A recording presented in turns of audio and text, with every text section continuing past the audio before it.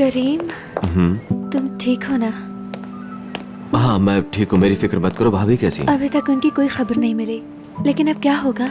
मुझे क्या पता क्या होगा, मैंने अपना बयान रिकॉर्ड करवा दिया है। लो वकील साहब भी आ गए हमारे। आप जाइए करीम साहब, काम हो गया है। अब ये आपको मजीद तंग नहीं करेंगे।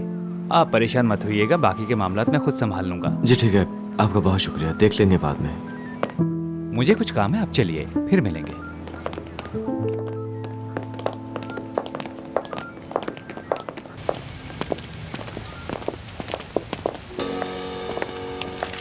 करीम साहब, आपके साथ जो हुआ उस बारे में आप कुछ कहना चाहेंगे? जी नहीं, मुझे कुछ नहीं कहना, थैंक यू। तुम फिर आ गए? कैसे हैं करीम साहब? मैंने वो न्यूज़ का काम छोड़ दिया है, अब सिर्फ मैगजीन्स के लिए फोटोग्राफी करता हूँ। चलो मुबारक हो। ठीक है अब हटो यहाँ से, इसी की कसर बाकी रहेगी थी। सिर्फ पुलिस स्टेशन के बाहर ही तस्वीरें नहीं थी हमारी। करीम, तुमने मुअम्मर को उसके घर जाके मारा, तुम्हें नहीं लगता ये गलत है? हाँ, मुझे शौक जो है लोगों को मारने का। अपने कमरे में बैठा था, दिल चाह किसी को मारूं तो चला गया, है ना? उसकी वजह थी कोई मैडम? तुमने उससे मारा, लेकिन उससे हासिल क्या हुआ? क्या फायदा हुआ उससे? करीम बताओ मुझे। मुझे सुकून मिला है। उस कमीने के साथ ऐसा ही होना चाहिए था। ऐसे लोग जैसा करते हैं वैसे भरना पड़ता है उन्हें। हालांकि उसमें तुम्हारी भी गलती थी। क्यों क्या ऐसा? क्यों छुपाया मुझसे? इतना कुछ हो गया, तुमने मुझे बताया क्यों नहीं? हाँ, क्यों किया ऐसा? क्योंकि मैं नहीं चाहती थी तुम ऐसा कुछ करो जो तुमने किया, लेकिन इस सब में तुम्हारी भी कोई गलती नहीं है। मैं सोच रहा हूँ कि मैं बाहर ही क्यों आया। हाँ, अंदर काफी सुकून था वैसे, ना कोई शोर शराबा, ना कोई प्रॉब्लम। एक आध रात और रुक जाता हूँ यहाँ पे। जितनी देर दिल करे रुक जाना, लेकिन अभी यहाँ से चलो।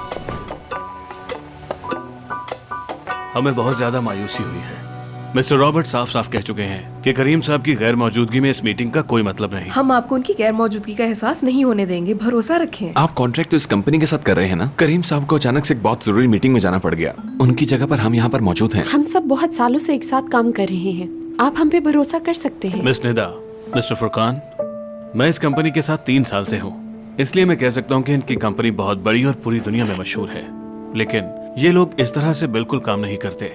अगर आपके जहन में है कि ये कंपनी सिर्फ मुनाफा देखेगी, तो ये कॉन्ट्रैक्ट रिफत साहब के साथ भी हो सकता था। ये फैमिली बिजनेस पे यकीन रखते हैं, इसलिए कंपनी हेड की मौजूदगी बहुत जरूरी है इनके लिए। उनके बगैर ये एक कदम भी आगे नहीं बढ़ेंगे। जैसा कि मैंने आपसे पहले कहा, हम बहुत सालों से एक साथ काम कर रहे हैं, ऐसा कभी नहीं हुआ। हम सब यहाँ एक फैमिली की तरह हैं। Excuse me please.